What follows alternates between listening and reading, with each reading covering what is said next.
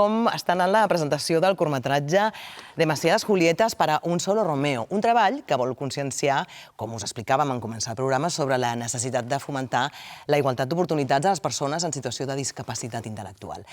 Laura Sunyol Iniesta i Joan Navarro Martínez són amb el director d'aquest film. Endavant. Doncs mireu, està a punt d'entrar al públic a veure aquest curt i nosaltres hem pogut agafar uns minutets del seu protagonista, l'Andreu Trias. Què tal, Andreu? Bé, molt bé. Com estàs? Gràcies per atendre'ns. No res. Esteu nerviosos o què? No. No? Guanyant aquests actes i després de tota l'experiència que jo he tingut des que jo era, petit no, però pels anys 90, de totes les entrevistes que jo he fet, i amb tota naturalitat jo sempre ho he sabut fer-ho bé. Molt bé, confiança, clar que sí. Escolta'm, com ha estat gravar aquest curt i acostar-vos una mica al cinema? Diguéssim que tot el que té a veure amb la inclusió i amb la situació de les persones amb discapacitat, podríem dir que és el primer cop que les persones en situació de discapacitat podem fer una obra de teatre que avui presentem a la societat. Avui presenteu una obra de teatre, presenteu un curt, per tant, un espectacle escènic en tota regla que promou, com bé dieu, la inclusió, es titula La inclusió surt a escena. Per vosaltres ha estat una experiència important perquè, a més, heu participat en el guió, heu donat les vostres idees, o sigui, és collita pròpia això que veurem avui.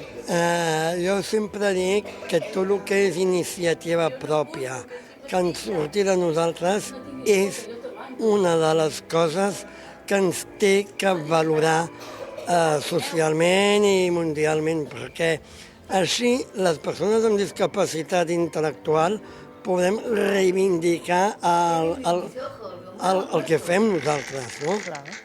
I el vostre talent, que és immens, l'estem podem veure ara als assajos. Sí, tot. Escolta, i tu ja tens més experiència, però i els teus companys, com han viscut tot això?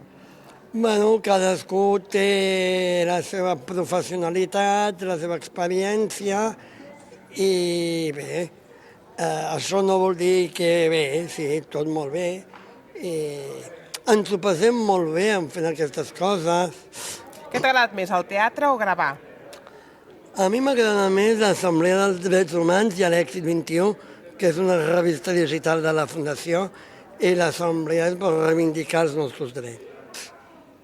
Com creus que està anant aquesta reivindicació? Perquè cada vegada s'està fent més passos cap a la inclusió i cap a valorar a tots els tipus de persones i de talent. Precisament actes com aquests s'haurien de fer més sovint, perquè és una manera de conscienciar a la societat i en el món perquè puguin veure que les persones amb discapacitat som capaços de fer això i molt més. I tant.